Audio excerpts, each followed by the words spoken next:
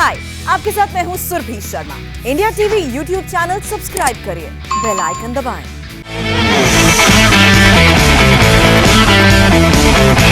नमस्कार, आज की बात में आपका स्वागत है। आज की बात की शुरुआत करते हैं आज की अच्छी खबर से। सबसे पहले देखते हैं देश के नए हीरोज की तस्वीरें। जिन खिलाड़ियों ने ओलंपिक में देश की शान बढ़ाई, मेडल जीते, आज वो चैंपियन दिल्ली आए। तो फिर इतिहास रखने वाले इन खिलाड़ियों का जबरदस्त स्वागत हुआ। पूरा दिन जश्न मना, ढोल बजे। एयरपोर्ट से जैसे खिलाड़ी बाहर निकले, उनके स्वागत के लिए सैकड़ों लोग मौजूद थे।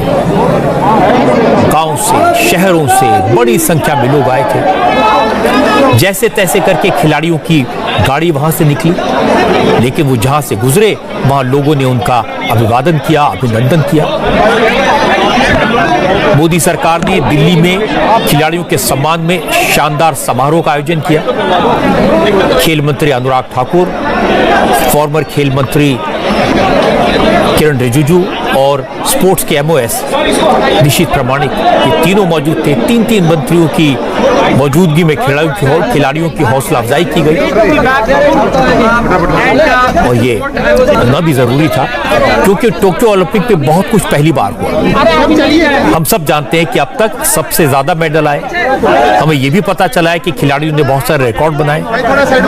पहली बार गोल्ड, सिल्वर और ब्रॉन्ज तीनों मेडल हमने जीते। पहली बार ट्रैक एंड फील्ड इवेंट में भारत ने गोल्ड जीता। नीरज चोपड़ा ने देश के लिए गोल्ड मेडल जीता। मीराबाई चानू और रवि दहिया ने सिल्वर, और बॉक्सिंग में लवलीना, रेसलिंग में बजरंग पुनिया और पीवी सिंधु ने बैडमिंटन में ब्रॉन्ज। ये सब ऐसे मेडल्स हैं, ये सब ऐसे नाम हैं जो आज देश की सारी जनता को याद हो गए हैं। और फिर कौन भूल सकता है कि हॉकी टीम ने 41 साल बाद ओलंपिक में मेडल जीता। और सब लोग इन प्लेयर्स को देखना चाहते हैं, उनकी बात सुनना चाहते हैं। अब तक तो उनके कोच बात करते थे, उनके परिवार वाले प्लेयर्स के बारे में बताते थे, लेकिन आज मेडल जीतकर लौटे चैंपियंस ने अपने अपने एक्सपीरियंस शेयर किए, दिल को छू लेने वाली बातें कही। गोल्ड मेडल लेकर लौटे नीरज चोपड़ा, जो बड़े यूथ आइकॉन बन गए हैं, जिनको लेकर बहुत उत्साह है, जोश है। उन्होंने कहा कि बहुत थकान है, शरीर में दर्द है, ठीक से खाया पिया भी नहीं, लेकिन जब मेडल देखता हूं तो सारा दर्द भूल जाता है।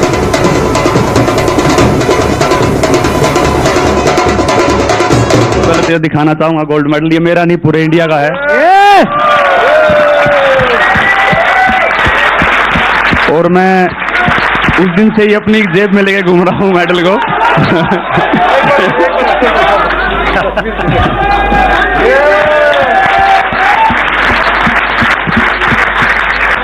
मैं सही बताऊं तो उस दिन से सही तरह से सो नहीं पाए हैं, खा नहीं पाए हैं, लेकिन जब भी मैं एकदम इसको निकाल के देख लेता हूं, ऐसा लगता है कि यार सब ठीक है, कोई दिक्कत नहीं।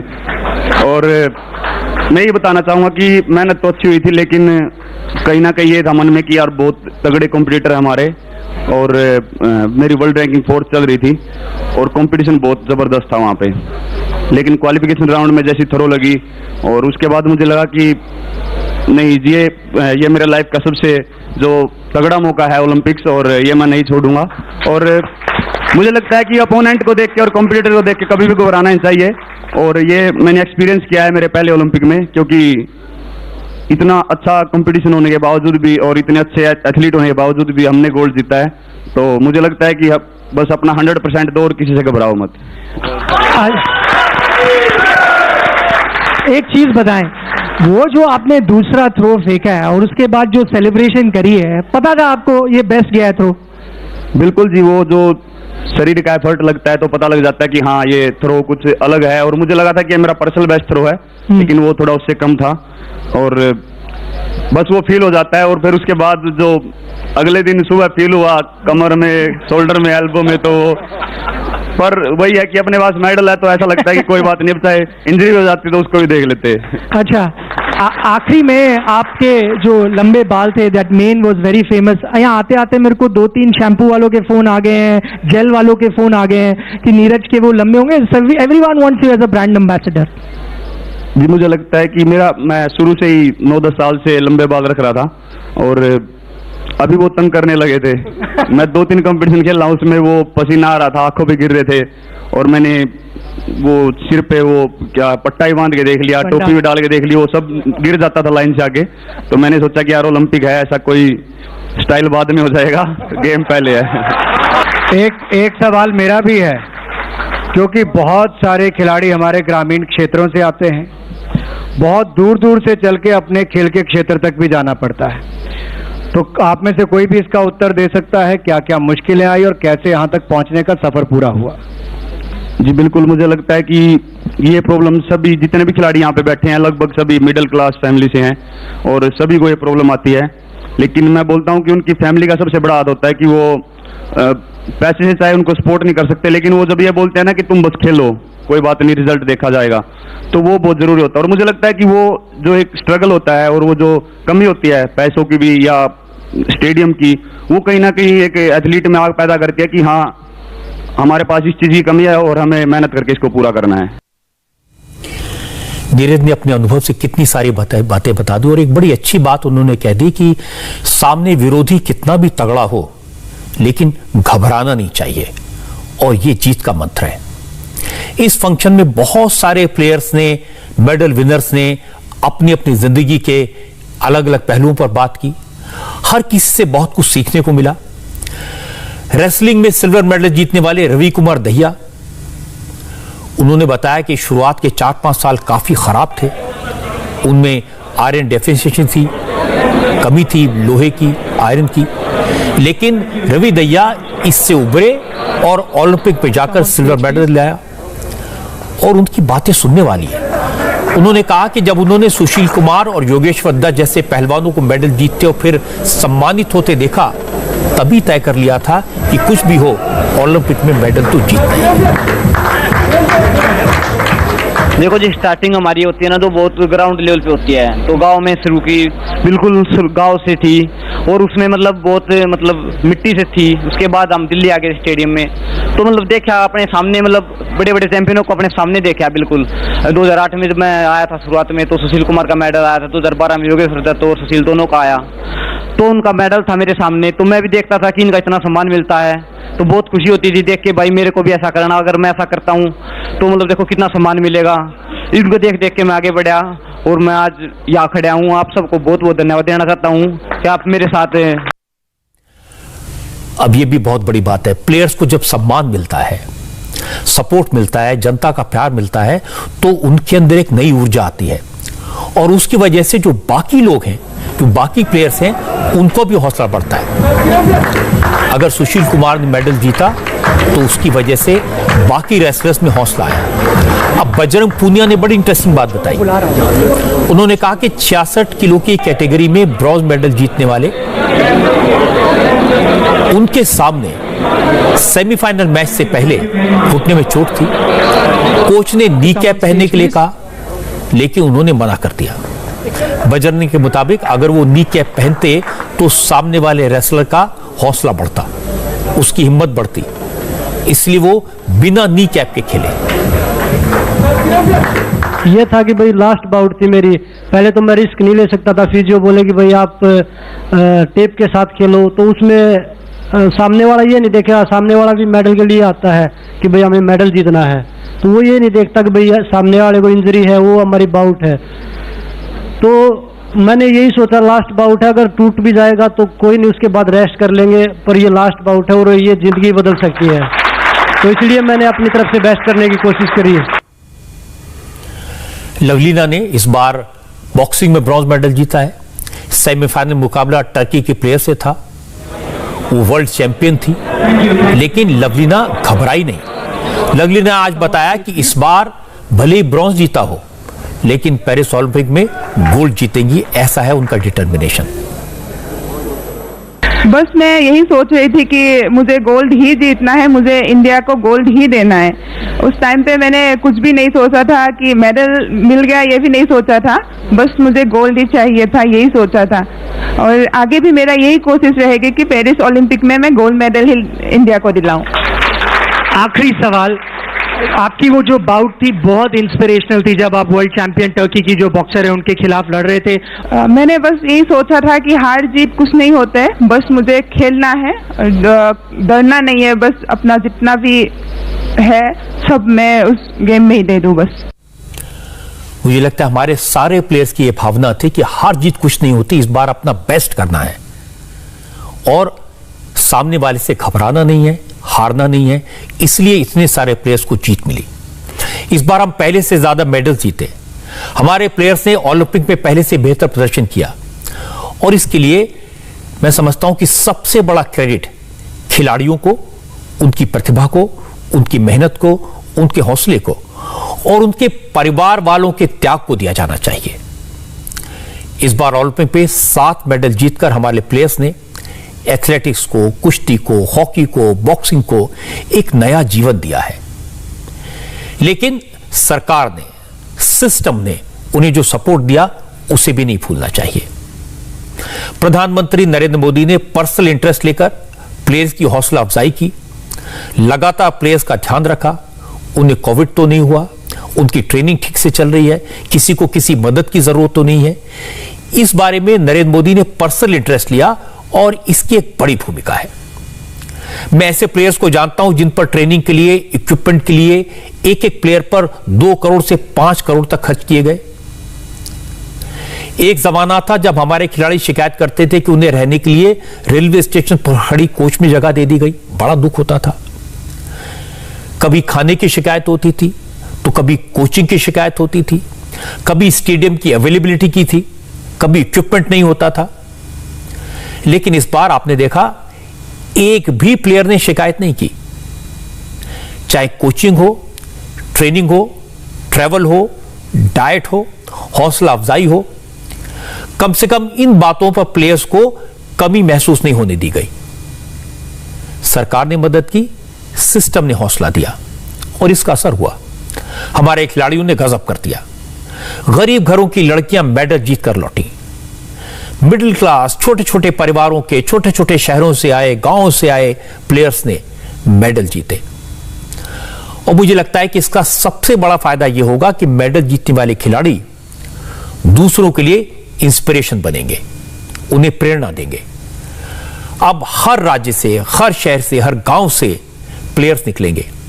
अब तक सिर्फ क्रिकेट का ग्लैमर था, अब बॉक्सिंग का ग्लैमर होगा, हॉकी का ग्लैमर होगा, एथलेटिक्स में लोग आगे आएंगे और पूरी उम्मीद है कि 135 करोड़ का देश सिर्फ 7 मेडल से संतोष नहीं कर सकता।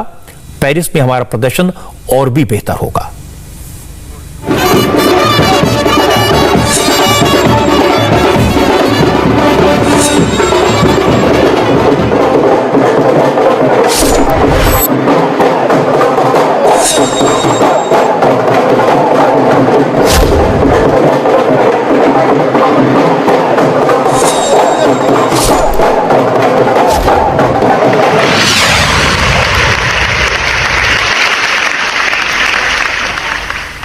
ये तस्वीरें हमने देखी जीत की, ये तस्वीरें देखी हमने जश्न की, सफलता की, गौरव की। ये तस्वीरें जिन्हें हमेशा याद रखने की जरूरत है। लेकिन अब आपको वो तस्वीरें दिखाऊंगा जो शर्मनाक हैं, जिन्हें देखकर हमारा सिर झुक जाता है। ये वो कारनामे हैं जिनसे सावधान रहने की जरूरत है, लेकिन जिंदगी का ये पहलू जानना भी जरूरी है। आजकल मजहब के नाम पर तो कभी जातियों के नाम पर माहौल खराब करने की कोशिश की जाती है, लोगों को कैसे भड़काया जाता है और ऐसे मामलों में आजकल सबसे ज्यादा इस्तेमाल किया जाता है सोशल मीडिया का। सोशल मीडिया अब समाज में जहर घोलने, नफरत फैलाने का सबसे बड़ा हथियार बन गया है, क्योंकि इजीली एक्सेसिबल है। बड़ी वजह है, जिसके मन में जो आता है, जो बोलता है, उसका वीडियो बनाते हैं और उसको अपलोड कर देते हैं। लोग बिना सोचे समझे ऐसे वीडियोस पर यकीन करने लगते हैं, उन्हें फॉरवर्ड करने लगते हैं और कई बार इस तरह के वीडियो दंगों का, नफरत का कारण बन जाते हैं। आज मैं आपको इसका सबसे ताजा उदाहरण दिखाऊंगा। दिल्ली का वीडियो है, देश की राजधानी है, पढ़े लिखे लोग रहते हैं, लेकिन यहां भी ये वीडियो सोशल मीडिया पर वायरल हुआ और सिर्फ दिल्ली में नहीं पूरे देश में हुआ और लोग इसको सपोर्ट करने लगे। लोगों की भावनाएं भड़की। इस वीडियो को देखकर दिल्ली पुलिस के एक इंस्पेक्टर को हटाने की मांग की जाने लगी। इंस्पेक्टर के खिलाफ एक्शन की मांग की जाने लगी और इस मांग को आपको आश्चर्य होगा हजारों लोग सपोर्ट कर रहे हैं। और सच्चाई आप सुनेंगे तो आपके रोंगटे खड़े हो जाएंगे। आपको लगेगा ये कितना जुल्म है। ये वीडियो सिर्फ सोशल मीडिया पर अपलोड करने के लिए क्रिएट किया गया। ये एक ड्रामा था, झूठ था, फरेब था। यह ड्रामा एक YouTube चैनल चलाने वाले शख्स ने इसलिए करवाया उसे ज्यादा से ज्यादा व्यूज मिले और उसकी कमाई हो जाए। जिस वीडियो का मैंने जिक्र किया है वो 2 दिन पहले सोशल मीडिया साइट्स पर खूब सर्कुलेट हो रहा है। इसमें भगवा रंग का गमछा डाले एक लड़का सड़क पर बनी मजार के पास खड़े होकर मजार की देखरेख करने वाले से बहस कर रहा है। उससे पूछ रहा है ये मजार यहाँ कैसे बनाई गई, रोड पर फ्लाईओवर पर क्यों बनाई, तुम कहाँ रहते हो, तुम्हारे बच्चे कितने हैं, कहाँ खाते हो, कहाँ सोते हो, यहाँ कैसे आए, कितनी जगहों पर ऐसा कब्जा किया। आपकी उम्र कितनी है? मेरी उम्र 35। ये सारे सवाल मजार के केयर टेकर से किए जा रहे थे। रहते हैं, खाना पीना पूरा कॉन्वर्सेशन रिकॉर्ड हो रहा है। कैमरा चलता रहा। मजार के पास भगवा रंग के गमछे से हिंदू की पहचान हुई और सामने खड़ा शख्स मुस्लिम है। इसी मामला हिंदू मुसलमान का बन गया, नफरत का बन गया। बीच रोड पर बहस हो रही है तो मजमा भी लग गया। बढ़िया सीन क्रिएट हुआ। हल्ला हंगामा सुनकर कुछ पुलिस वाले वहां पहुंचे और इसी दौरान एक और शख्स वहां पहुंचा। भगवा रंग का गमछा पहने लड़के को डांटने लगा तो लड़के ने खुद को रिपोर्टर बताया और जो शख्स आया उससे वो बहस करने लगा। फिर वो व्यक्ति ने बताया कि आदर्श नगर थाने का SHO है। उसने लड़कों को कानून बताया लेकिन मजार पर सवाल उठाने पर लोग SHO को धमकाने लगे, उसके खिलाफ एक्शन करवाने की बात करने लगे। आखिर में जब बात नहीं बनी तो SHO गमछा पहने लड़के को पकड़कर थाने ले जाने की बात कहने लगा और उसे पकड़कर आगे ले गए। और इस वीडियो की पूरी असलियत मैं आपको बताऊंगा, लेकिन पहले वीडियो देखिए जिसे देखकर हिंदू मुसलमानों के बीच दरार पैदा करने की कैसे कोशिश की जा रही है इसका आपको अंदाजा होगा। अब तो ये वाले पुल तो नए बने सन 2009 में। अच्छा, ठीक है ना। उससे पहले सन 82 में पुल बने थे जब एशियन 8 खेल हुए थे ना जी इंडिया में। ये मुझे भी नहीं पता, ये मेरे बुजुर्ग बता के गए मुझे, जिनका इंतकाल हो चुका है। अच्छा। अब मरे हुए को तो नहीं ला सकते यहाँ पे। अच्छा। मरे हुए को तो नहीं ला सकते है ना। अच्छा। आपकी उम्र कितनी है? मेरी उम्र है 26 साल। अब मैं आपसे पूछता हूँ आपकी उम्र कितनी है? मेरी उम्र 35 साल है। 35 साल है आपकी उम्र। आप रहते कहाँ हैं? यहीं पर रहता हूँ। यहाँ पे रहते हैं, खाना पीना कहाँ खाते हैं, बनाते कहाँ पर है, बच्चे कहाँ रहते हैं? मंडी में। उधर उस मंडी में आपके बच्चे रहते हैं जी। आपकी कितनी बाजारें चल रही हैं ऐसी? भाई सर की बात आदर्श नगर हूँ। आपको किसने ये राइट दिया है कि आप भारत के नागरिकों को इस प्रकार दबाव डालें? भारत के अगर आपको कोई रिकॉर्स लेना है you have to approach, you have to take legal. आपका नाम क्या सर? मेरा नाम इंस्पेक्टर CP भारद्वाज है। Gentleman you have to take legal recourse. आपसे रिक्वेस्ट है, आपसे रिक्वेस्ट है सर, एक बार मास्क उतारिए, हमारे दर्शकों को दिखा दीजिए, एक बार दर्शकों को दिखा दीजिए। SHO साहब आ चुके हैं हमारे बीच में। According to the Supreme Court ruling, Delhi government has enacted a committee, religious committee, to settle such structures. If this gentleman have any problem, he shall move a representative to Delhi government. Okay? This is not Delhi सरकार ने मजा बनाई। दिल्ली सरकार ने, आपको पता है, दिल्ली सरकार ने एक रिलीजियस कमेटी बनाई हुई है जिसमें इसमें किसी भी प्रकार के ऐसे स्ट्रक्चर को रिव्यू किया जाता है। हर सेगमेंट को, स्टेक होल्डर्स को उसके व्यूज लिए जाते हैं और अगर ऐसा कोई स्ट्रक्चर किसी भी प्रकार के हिंड्रेंस ट्रांसपोर्ट के फ्लो में वादा पैदा करा होता है उसे शिफ्ट किया जाता है। बात सुनी? अच्छा सर रुक जाइए, एक सेकंड डायरेक्ट उसे नहीं करेंगे। चांदनी चौक में मंदिर टूटा, आप उसके ऊपर क्या कहेंगे? आप चांदनी चौक में मंदिर टूटा गया, तोड़ा गया रातों रात, वहाँ पे पुलिस प्रशासन ने तोड़वाया मंदिर, आप उसमें क्या कहेंगे सर? जो कॉन्स्टिट्यूशनल अरेंजमेंट है उसमें मेरे से बात कीजिए। आप किसी भी इंडिविजुअल को, किसी भी रिलीजियस पर्सन को ऐसे आके बुलिंग नहीं करेंगे, आपको कोई राइट नहीं है, ठीक है ना? मैं आपके खिलाफ लीगल एक्शन लूंगा। I am giving U A stern warning gentleman. आपके ऊपर हम समझ गए? आपके ऊपर एक्शन हम लेके चलिए, चलिए लेके चलो। ये जो शख्स इस वीडियो में गमछे वाले लड़के को डांटता हुआ दिख रहा है वो पुलिस इंस्पेक्टर है, आदर्श नगर थाने के एसएचओ हैं। इनका नाम है सीपी भारद्वाज। लेकिन आपने जो वीडियो देखा वो ओरिजिनल वीडियो का आधा हिस्सा है। सिर्फ आधे हिस्से को जानबूझकर वायरल किया गया। इस वीडियो का बाकी हिस्सा मैं आपको दिखाता हूं। असल में ये वीडियो आदर्श नगर फ्लाईओवर का है, पास में ही आदर्श नगर थाना है। जब फ्लाईओवर का हंगामा शुरू हुआ तो वहां कुछ पुलिस वाले पहुंचे, लेकिन चूंकि मामला मजहबी था, हिंदू और मुसलमान का था, सेंसिटिव था, इसलिए पुलिस वालों ने एसएचओ को फोन कर दिया और मामले की गंभीरता समझते हुए एसएचओ साहब सिविल ड्रेस में मौके पर पहुंच गए और वीडियो की रिकॉर्डिंग कर रहे लोगों को कानूनी भाषा में समझाया, जो आपने सुना है। लेकिन इन लोगों के हौसले इतने बुलंद थे कि वो पुलिस से उलझ गए। खुद को रिपोर्टर बताने वाले शख्स ने तो एसएचओ को समझाने की कोशिश की। वो बार बार ये कहता सुनाई दिया कि जब सिकंदर इस मजार के बारे में अपनी बात कह सकता है तो फिर हिंदुओं को बात कहने से, सवाल उठाने से क्यों रोका जा रहा है। लेकिन इंस्पेक्टर सीपी भारद्वाज ने उसे समझा दिया कि अगर अब उसने ज्यादा होशियार बनने की कोशिश की तो हवालात पहुंच जाएगा। तब जाकर यूट्यूब पर यह चैनल बनाने वाला माना।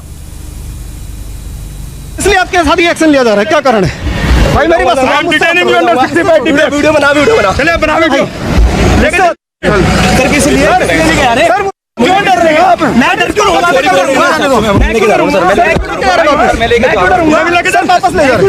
चलो लेके जाओ सर, आप दूसरे बात करने एक बार मैं से बात करने लेके जा रहे। We are just requesting you that this is not way to sort out the things. You can't bully an individual. उनको बुलाया था उन्होंने बुलाया। No, this is the wrong thing, ना? उन्होंने उनकी बात पूरी रिकॉर्ड की। At every point of time, मैंने उनकी बात a section of group is coming here and bullying the resident. We have to maintain law and order. किसको बुलिंग किया? चलिए भाई यहाँ से, बुलिंग निकले यहाँ से। वो सिकंदर अपनी बात रख सकता है तो ये लोग अपनी बात नहीं रखते। इस तरीके से नहीं है। They have to take legal recourse. ये अपनी बात ही तो रख रहे हैं यहाँ पे माइक पे। जब सिकंदर की बात रखी जा सकती है चलो यहाँ से, तो हिंदू भाई की बात क्यों नहीं रखी सकते? चले यहाँ से। This is not healthy journalism. Law and order का इशू मत क्रिएट करिए। मैं am requesting you. मैंने आपको वो जो आपका उनसे request I am requesting you. मैं भी मैंने आपसे request This is not the way. मैंने सिकंदर की पूरा You are not expected to raise such sensitive issue on a roadside पे। एक बात बताइए sir, they are not a stakeholder of the society. अब जिस लड़के को इंस्पेक्टर साहब थाने ले जाने की बात कह रहे हैं, जो भगवान का गमछा डालकर मजार के केयरटेकर को धमकाने की कोशिश कर रहा है, उसका नाम है विजय। और वीडियो में दिख रहे मजार के केयरटेकर का नाम है सिकंदर दीन। असल में इस मजार की एक तस्वीर सोशल मीडिया पर बहुत सर्कुलेट हुई, हो सकता है आपके पास भी आई हो। क्योंकि मजार फ्लाईओवर के ऊपर बना है, इसलिए यह कहकर इसका मजाक उड़ाया जा रहा था कि सैकड़ों साल पुरानी मजार के नीचे से फ्लाईओवर बना दिया गया। कितनी नाइंसाफी है, यह कहा जा रहा था। इस तस्वीर को देखकर इस यूट्यूबर को आइडिया आ गया। उसने एक दिन पहले मजार के केयरटेकर सिकंदर दीन का इंटरव्यू लिया और अगले ही दिन कुछ लोगों को लेकर मजार के पास पहुंचा, जो खुद को हिंदू संगठन से जुड़ा बता रहे थे। ये लोग सड़क पर ही मजार के रखरखाव करने वाले सिकंदर दीन से बहस करने लगे। इसका वीडियो बनने लगा। किसी ने पुलिस को खबर दे दी तो पुलिस मौके पर पहुंची और हंगामा करने वालों को पकड़ लिया। हालांकि खुद को हिंदू संगठनों का नुमाइंदा बताने वाले लोग थाने पहुंच गए तो माफी मांगने लगे, गलती मानी। पुलिस ने उन्हें 2-3 घंटे तक थाने में बिठाया, फिर हिदायत देकर छोड़ दिया। और मैं कहता हूं कि पुलिस ने अपना काम अच्छे तरीके से किया। लेकिन कुछ घंटों के बाद वीडियो का कुछ हिस्सा सोशल मीडिया पर वायरल कर दिया गया और पुलिस इंस्पेक्टर को खलनायक बनाने की कोशिश की गई, एंटी हिंदू बताने की कोशिश की गई। इंस्पेक्टर सीपी भारद्वाज को हटाने के लिए कैंपेन चला दिया गया और हैरानी की बात यह है कि यह ट्रेंड करने लगा। बात बड़े पुलिस अफसरों तक पहुंची। हालत यह हो गई कि ज्वाइंट कमिश्नर, डीसीपी, एसीपी ये सारे अफसर मजार के पास पहुंचे। एसएचओ सीपी भारद्वाज ने सारी घटना के बारे में बड़े अफसरों को ब्रीफ किया। आदर्श नगर इलाके में यही वो मजार है जो कि सोशल मीडिया पर ट्रेंड हो रहा है कि जो एसएचओ आदर्श नगर है उनको हटाया जाए। जो पुलिस के अधिकारी हैं उनका कहना है कि ये मजार जो है वो काफ़ी पुरानी है और इसकी जो भी शिकायत हो सकती है वो सिविक अथॉरिटीज़ को की जा सकती है। लॉ एंड ऑर्डर की कोई दिक्कत ना आए इसके लिए जो एसएचओ सीपी भारद्वाज जो कि आदर्श नगर थाने के एसएचओ हैं वो मौके पर पहुंचे थे।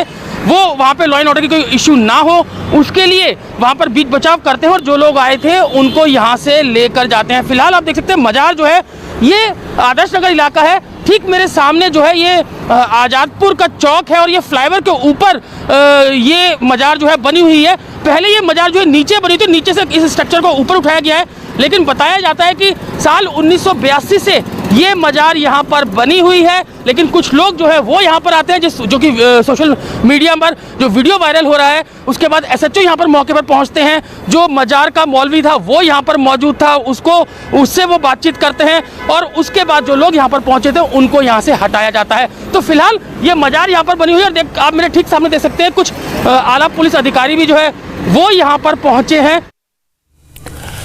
आदर्श नगर इलाके में जहां मजार बनी है वहां हिंदुओं की आबादी ज्यादा है। तो हमारे संवाददाता अतुल भाटिया ने फ्लाईओवर के पास रहने वाले लोगों से बात की। ये वो लोग हैं जिनके यहाँ पुश्तैनी मकान है। इन लोगों ने कहा कि मजार की वजह से इलाके में किसी को किसी तरह की कोई दिक्कत नहीं है, यहाँ कोई टेंशन नहीं है और इस इलाके में हिंदू मुसलमान आपस में झगड़ते नहीं, टकराते नहीं, मिलजुल कर रहते हैं। उन्होंने ये भी कहा कि मजार बहुत पुरानी है, जो लोग मजार की तस्वीर दिखाकर माहौल खराब करने की कोशिश कर रहे हैं उनके खिलाफ एक्शन होना चाहिए। मेरा नाम वीर सिंह है जी। मैं बिल्कुल ये सामने मकान है और ये मेरा जन्म आज़ादपुर गांव में ही हुआ है और ये आज़ादी से पहले यहाँ था। जब 82 में एशियाड हुए तो इसको जो ठेकेदार जो आए थे जिन्होंने रोड बाइटिंग करी उन्होंने इसको ध्वस्त कर दिया था बिल्कुल। लेकिन उनका दिवाला निकल गया, उनकी लड़के की डेथ हो गई। उसके डेथ होने के बाद वो खुद आए और माफ़ी मांगी और उन्होंने यहाँ पर बना के गए थे सन 82 में। और जब से ये चल रहा है उसके बाद और वो जो कॉमनवेल्थ गेम हुई उसमें दिवाली आदि लगाई गई तो यहाँ इनकी मशीन ठेकेदारों की ख़राब हो गई, फिर उन्होंने यहीं छोड़ दिया और इसको यहीं रहने दिया। और लोग गाँव वाले सब पूजा करते हैं, गाँव वालों को किसी को एतराज़ नहीं है। ये पता नहीं कहाँ से आते हैं और कहाँ से चले जाते हैं। यहाँ पे 90% 99% हिंदू आता है प्रसाद चढ़ाने, 1% है जो मुसलमान आएगा। और ब्याह शादी में सबके इष्ट देव है, बारात जाने से पहले यहाँ मत्था टेकते हैं, सारे काम करते हैं, किसी को कोई दुख नहीं है। हमने तो अपने उसमें देखा नहीं है और ये बाकायदा दिखाई देता है, मदद करता है लोगों की। क्या नाम है आपका? जगत सिंह नाम है मेरा। ये कितने पुरानी ये मजार है और इसके कई लोग इसके चमत्कार के बारे में बता रहे हैं, तो आप थोड़ा 500 साल से पहले है, 500 साल से पहले 5 पीढ़ी हमारे बीत गए यहाँ पर। से पहले और ये जो है ना आज़ादी तो 70 साल हुई है, आज़ादी से पहले ये कम से 500 साल पुराना है ये।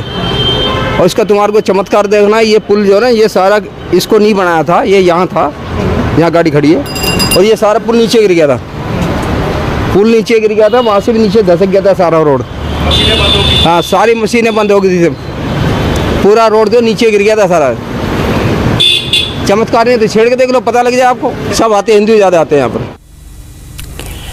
एक यूट्यूबर ने सिर्फ अपने व्यूज बढ़ाने के लिए, थोड़े से पैसे कमाने के लिए हंगामा करने का, तनाव क्रिएट करने का पूरा इंतजाम कर दिया था। उसने पहले जगह खोजी, फिर मजार के केयरटेकर सिकंदर से बात की, उसके बाद भगवा गमछे वालों को लेकर वहां पहुंच गया। यह काम कितना गैर जिम्मेदाराना और कितना खतरनाक है इसका अंदाजा आपको हो गया होगा। यह कोई छोटी घटना नहीं है। अगर पुलिस ने समझदारी से काम न लिया होता तो दंगा भड़क सकता था, एक छोटी सी चिंगारी आग बन सकती थी। ऐसे बहुत सारे उदाहरण हमने देखे। एक और चिंता की बात है कि इन लोगों को जब पुलिस ने पकड़ा, कानून समझाया, चेतावनी दी तो पुलिस इंस्पेक्टर को हिंदू विरोधी बनाकर उसके खिलाफ मुहिम चला दी गई। सोशल मीडिया पर आधे अधूरे वीडियो के आधार पर लोगों ने पुलिस को दोषी ठहराने की कोशिश की।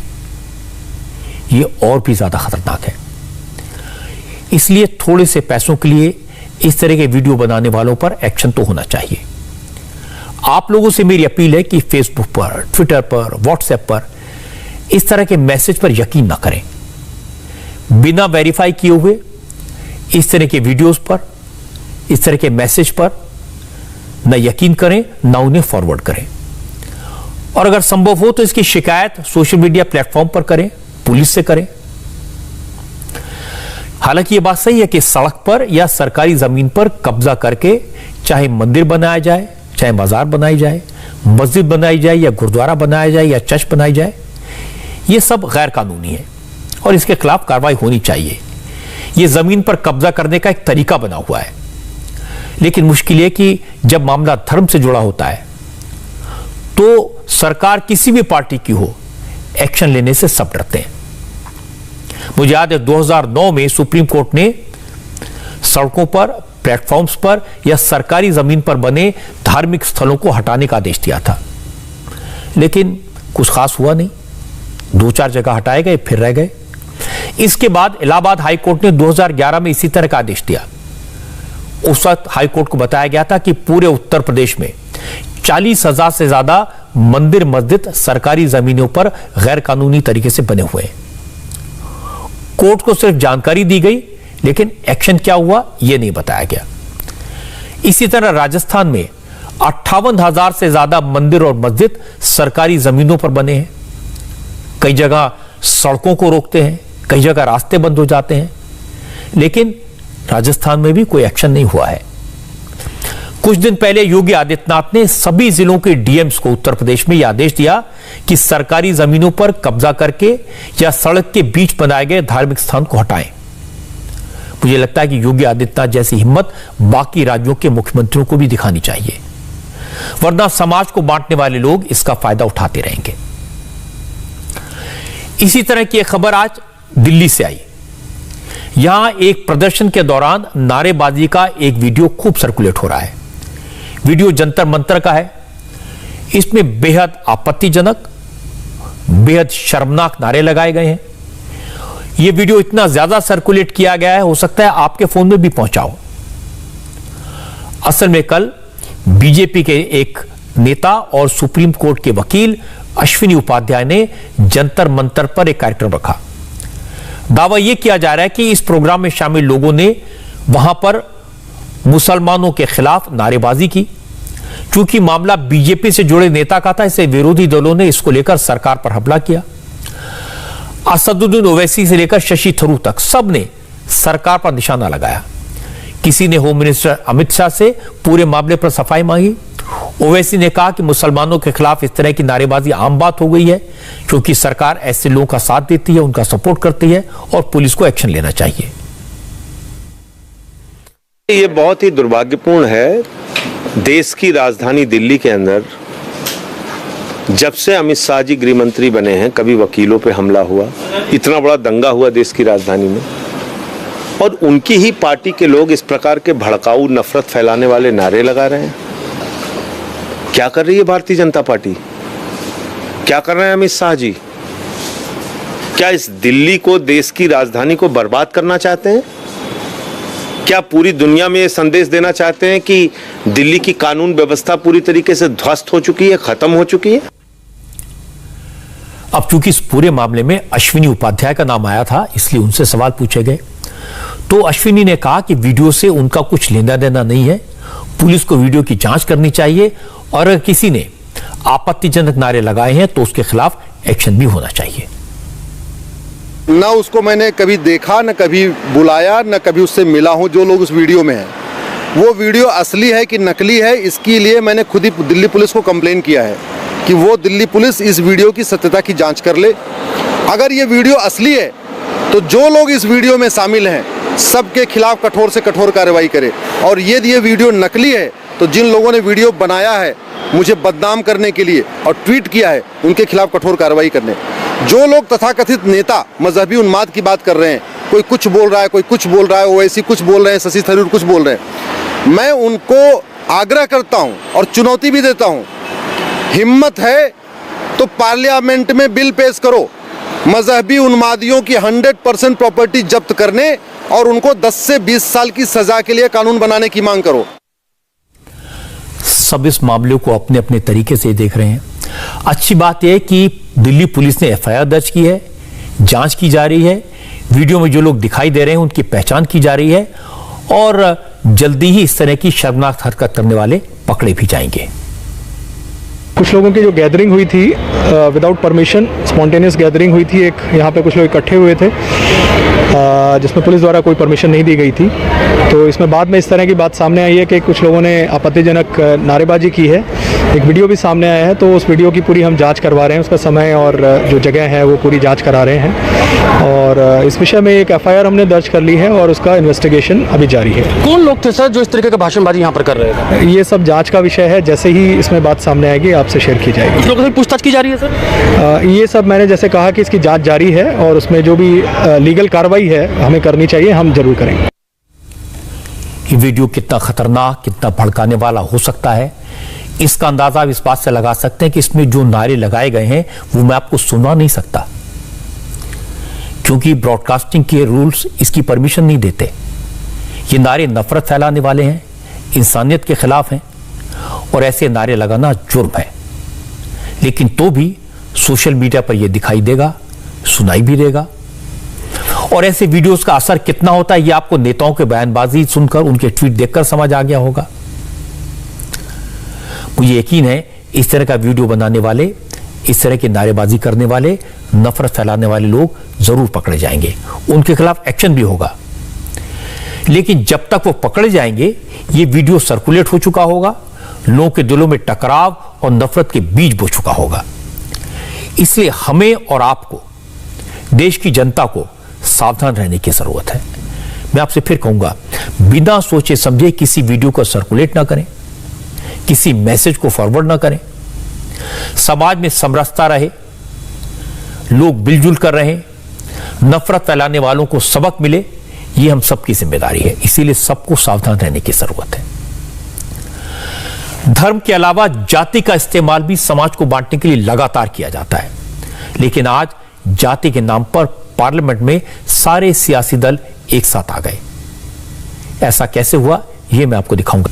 वोट बैंक के लिए कैसे सारे के सारे विरोधी एक साथ एक मंच पर इकट्ठे हो जाते हैं, इसका एग्जाम्पल आज देखने को मिला। 19 जुलाई से आप देख रहे हैं कि पार्लियामेंट का सेशन शुरू हुआ है, लेकिन विपक्ष हर रोज हंगामा करता है। एक दिन भी शांति से सदन नहीं चल सका, किसी बिल पर बहस नहीं हुई। लेकिन आज जैसे ही सरकार ने ऐलान किया कि केंद्र सरकार लोकसभा में पिछड़े वर्ग से जुड़ा संविधान संशोधन बिल पेश करेगी, इस बिल के पास होने से राज्यों को पिछड़े वर्ग की लिस्ट में जातियों को जोड़ने और घटाने का अधिकार मिल जाएगा। बस इस ऐलान के बाद विरोधी दल खामोश हो गए। जो पहले वेल में उतरते थे, नारेबाजी करते थे, वो कहने लगे आज ही इस बिल को पेश किया जाए और आज इस पर चर्चा करा के आज ही इसे पास करवा लिया जाए। हिंदुस्तान के पिछले वर्ग लोग जब आंदोलन, कल तक विपक्ष चर्चा के लिए तैयार नहीं था। आंदोलन की डर के कल तक विपक्ष सरकार से कह रहा था, सरकार बार बार कहती थी किसी मुद्दे पर चर्चा करा लो लेकिन कार्रवाई चलने दो, विपक्ष नहीं मानता था। आज उल्टा हो गया, विरोधी दलों के नेता कहने लगे आज ही चर्चा कराओ, आज ही बिल पास कराओ, लेकिन सरकार ने कहा कि आज बिल पेश हो गया, चर्चा कल कराएंगे।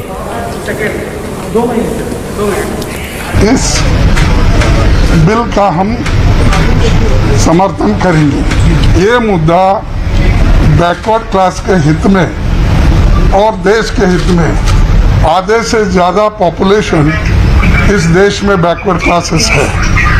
ये हम सबका फर्ज होता है कि जो कानून गरीबों के हित में आता है और बैकवर्ड क्लास के हित में आता है, हम सारे लोग समर्थन करेंगे। जब इकोनॉमिकली वीकर सेक्शंस के लिए बिल लाया गया था, उसी दिन इंट्रोड्यूस हुआ, उसी वक्त पास हुआ। वैसा ही हम इसी को चाहते हैं कि वो इंट्रोड्यूस भी करे और कंसिडरेशन करके उसको पास भी करें। विरोधी दलों का रुख इसलिए बदला कि मामला पिछड़े वर्ग से जुड़ा है, बात वोट बैंक को ही है और पिछड़ों के वोट तो इन विरोधी दलों को भी चाहिए, इसलिए सब इकट्ठे हो गए, सरकार के साथ खड़े हो गए। लेकिन केंद्र सरकार के इस कदम से कई राज्य सरकारें खुश नहीं हैं। सबसे पहला रिएक्शन महाराष्ट्र से आया। उद्धव ठाकरे ने कैबिनेट की मीटिंग बुलाई और फैसला किया कि विधानसभा में पास प्रस्ताव को केंद्र सरकार के पास भेजेंगे। केंद्र सरकार से कहेंगे कि पहले आरक्षण की लिमिट 50% से ज्यादा बढ़ाई जाए, क्योंकि इसके बिना जातियों को रिजर्वेशन का हक राज्यों को देने का कोई फायदा नहीं होगा। महाराष्ट्र में मराठों का आरक्षण के लिए बड़ा जन आंदोलन हुआ, संयमित हुआ, उसकी सराहना सबने की। उसके साथ में धनगर समाज के लोग हैं, धोबी समाज के लोग हुए, ओबीसी समाज के लोग हैं, वो भी आरक्षण की मांग कर रहे हैं। और उसके लिए इनके अपनी जो बीजेपी की सरकार थी, उनके मुख्यमंत्री ने उस वक्त कानून बनाया, उसके खिलाफ लोग सुप्रीम कोर्ट में गए और आदरणीय सर्वोच्च न्यायालय ने उस कानून को खारिज कर दिया। कहा कि संविधान की जो 50% की मर्यादा है, ये जो कानून आपने लाया है वो 50% की मर्यादा का उल्लंघन करता है। अब आप क्या कर रहे हो कि इतना ही कह रहे हो कि हम ये अधिकार राज्यों को दे रहे, स्वागत है, लेकिन क्या राज्य कर पाएंगे? क्योंकि 50% की मर्यादा जब तक है तो राज्य क्या करेगा? तो थाली दी, थाली में कुछ भी नहीं परोसा है। अब एनसीपी, शिवसेना और कांग्रेस के नेता इस तरह की बातें क्यों कह रहे हैं, इसकी वजह आपको उद्धव सरकार में मंत्री नवाब मलिक की बात सुनकर समझ में आ जाएगी। नवाब मलिक ने कहा कि सिर्फ ओबीसी लिस्ट बनाने से मराठा रिजर्वेशन का मुद्दा, आरक्षण का मुद्दा हल नहीं होगा, इसलिए केंद्र सरकार को आरक्षण की लिमिट बढ़ानी चाहिए। सुप्रीम कोर्ट के फैसले के बाद जब सवाल खड़ा हुआ है कि राज्यों को अधिकार दिया जाए, तो केंद्र की सरकार राज्यों को अधिकार देने का काम कर रही है। सिर्फ अधिकार दे देने से क्या आरक्षण के मुद्दे, चाहे वो मराठा आरक्षण हो, गुर्जर आंदोलन हो, जाट आरक्षण हो, जब तक मर्यादा बढ़ाई नहीं जाती, सिर्फ अधिकार दे देने से आरक्षण के मुद्दे नहीं सुलझेंगे। हम मांग करते हैं कि आप ईबीसी के लिए जिस तरह से मर्यादा को आपने बढ़ाया, राज्यों को भी मर्यादा बढ़ा के अगर अमेंडमेंट होगा, तब ही आरक्षण के जो भी मसले अलग अलग राज्यों में हैं, महाराष्ट्र में है, उसका कोई हल निकल पाएगा। आरक्षण का मामला सेंसिटिव है, सियासी है, बड़े समाज पर इसका असर पड़ता है, इसलिए शिवसेना और एनसीपी नेताओं को जवाब दिया महाराष्ट्र के पूर्व मुख्यमंत्री देवेंद्र फडणवीस ने। फडणवीस ने कहा कि शिवसेना राजनीति कर रही है, वो मराठा आरक्षण को लटकाना चाहती है, क्योंकि लिमिट का सवाल तो तब आएगा जब मराठों को ओबीसी की लिस्ट में शामिल किया जाएगा। पहले उद्धव ठाकरे सरकार इतना काम करे, उसके बाद लिमिट बढ़ाने की बात करें। आप किसी को भी जब रिजर्वेशन देते हैं तो सबसे पहले उनको बैकवर्ड घोषित करना पड़ता है। ये बिल उसके संदर्भ में है। आप परसेंटेज की बात तो तब आएगी जब कोई बैकवर्ड होगा। तो बैकवर्ड घोषित करने का जो अधिकार स्टेट का था, वो जो चला गया था, वो अब स्टेट को वापस मिल रहा है। तो पहले वो कार्रवाई तो पूरी करें कि सुप्रीम कोर्ट ने मराठा बैकवर्डनेस का जो एक रिपोर्ट था उसको नकार दिया, तो अब नए सिरे से बैकवर्ड घोषित करना पड़ेगा। तो अब तक तो ये कह सकते थे कि भाई करना है, लेकिन जी हमारे पास तो स्टेट के पास कोई अधिकार ही नहीं है। अब ऐसा नहीं है, अब इस अमेंडमेंट से सारा अधिकार स्टेट को मिल रहा है, उनकी जिम्मेदारी उनको करना पड़ेगा। तो एक तरफ तो अलग अलग जातियों को ओबीसी लिस्ट में शामिल करने का मुद्दा है, दूसरी तरफ कई विपक्षी दल इस बात की मांग उठा रहे हैं कि ओबीसी कैटेगरी को उनकी आबादी के हिसाब से हिस्सेदारी मिले, और इसके लिए इन दिनों जाति जनगणना का मुद्दा उठाया जा रहा है। बिहार में तो बीजेपी को छोड़कर सभी पार्टियां, जिसमें इनके साथ देने वाले नीतीश कुमार शामिल हैं, वो भी जाति जनगणना कराने की मांग कर रहे हैं। नीतीश कुमार ने आज फिर कहा, उन्होंने कहा कि अगर ये पता चल जाए कि किस जाति की कितनी आबादी है, तो सबके लिए योजनाएं बनाने में मदद मिलेगी और ये सबके लिए अच्छा होगा। जाति आधारित जनगणना हो जाए, तो ये तो हम लोगों की पुरानी मांग पहले भी बता चुके हैं। और जैसा कि सबको मालूम ही है कि बिहार में विधानसभा विधान परिषद में 2019 में भी सर्वसम्मति से पारित हुआ, 2020 में भी विधानसभा में सर्वसम्मति से दोबारा पारित हुआ। हम लोगों ने इसको प्रेषित किया है और इसके लिए हम लोग हमेशा अपनी बात कहते हैं। तो हम लोगों की तो इच्छा है इसका फायदा होगा। देखिए, अगर जो जाति आधारित जनगणना एक बार भी कम से कम करा देंगे, एक एक चीज की जानकारी होगी पूरे देश के अंतर्गत, कहाँ कौन जाति किस जाति की क्या स्थिति है और उसको लेकर के जो विकास की योजनाएं बनाते हैं उसका लाभ सब लोगों को मिलेगा। और उस तरह की योजनाओं को बनाने में भी यह जो एक पूरा का पूरा फिगर प्राप्त हो जाएगा सब जातियों का, ये सबों के हित में है। जब पूरे तौर पर प्राप्त हो जाएगा तो सबों के हित में। तो निर्णय लेना तो केंद्र सरकार का काम हम लोगों ने दिया है। अगर वो समय देंगे तो जरूर मिलकर के हम लोग अपनी बात कहेंगे। सारा मामला वोट बैंक से जुड़ा है। असल में न तो कोई पार्टी आरक्षण को खत्म करने का फैसला कर सकती है, न कोई पार्टी किसी जाति को आरक्षण देने से इनकार कर सकती है। इसलिए सब एक दूसरे पर डालते रहते हैं। केंद्र सरकार ने पिछड़े वर्ग में जातियों को शामिल करने का हक राज्यों को दे दिया, लेकिन जब तक आरक्षण की लिमिट नहीं बढ़ेगी तब तक अगर राज्य सरकार किसी जाति को पिछड़ी जाति में शामिल करेगी तो दूसरी जातियों का कोटा कम होगा। इससे पॉलिटिकल नुकसान हो सकता है। इसीलिए राज्य सरकारें आरक्षण की लिमिट बढ़ाने की मांग कर रही हैं, लेकिन जहां तक जातिगत जनगणना की मांग का मुद्दा है, इसके पीछे भी आरक्षण है। अगर आज दिल्ली में विरोधी दलों के नेता कांग्रेस पार्टी के एक बड़े नेता के घर पर डिनर के लिए मिले, लेकिन इस डिनर में गांधी परिवार का कोई मेंबर मौजूद नहीं था। ये डिनर कपिल सिब्बल के घर पर था और ये मीटिंग अभी अभी खत्म हुई है। इस मीटिंग में शरद पवार, लालू यादव, अखिलेश यादव, रामगोपाल यादव, डेरेक ओब्रायन और प्रफुल्ल पटेल जैसे बड़े बड़े नेता पहुंचे। बीजेडी के एमपी पिनाकी मिश्रा भी वहां मौजूद थे। इस डिनर में टीआरएस और वाईएसआर के नेता भी आए। कांग्रेस के गुलाम नबी आजाद, पी चिदंबरम, मनीष तिवारी, पृथ्वीराज चव्हाण, शशि थरूर और संदीप दीक्षित भी मौजूद थे। लेकिन जैसा मैंने कहा कि नोट करने वाली बात यह रही कि इसमें राहुल गांधी, सोनिया गांधी या प्रियंका गांधी को नहीं बुलाया गया था। असल में कल कपिल सिब्बल का बर्थडे था और कहा जा रहा है कि यह डिनर बर्थडे के मौके पर दिया गया, लेकिन इतनी बड़ी संख्या में विपक्षी दलों के नेताओं के आने पर इस सारी बात को एक सियासी रंग दिया गया है। इसका सियासी मतलब लगाया जा रहा है।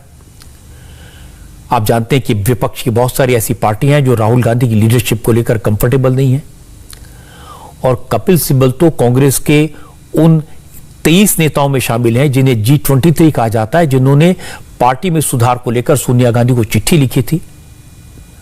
और माना यह जाता है कि कांग्रेस के ये सीनियर नेता राहुल गांधी की लीडरशिप को लेकर ज्यादा सहज नहीं है और यही अटकलें लगाने की बात है। अब वक्त है स्पेशल रिपोर्ट का। अमेरिका लगातार तालिबान पर एयर स्ट्राइक कर रहा है। कंधार से हेरात तक यूएस एयरफोर्स हमले कर रही है। तालिबान इससे कितना कमजोर हुआ, इस पर स्पेशल रिपोर्ट देखने के लिए चलते हैं सुरभि शर्मा। हाय, आई एम सुरभि शर्मा। खबरों से अपडेट रहने के लिए India TV YouTube channel subscribe करिए, साथ में बेल आइकन जरूर दबाएं। जुड़े रहें इंडिया टीवी के साथ।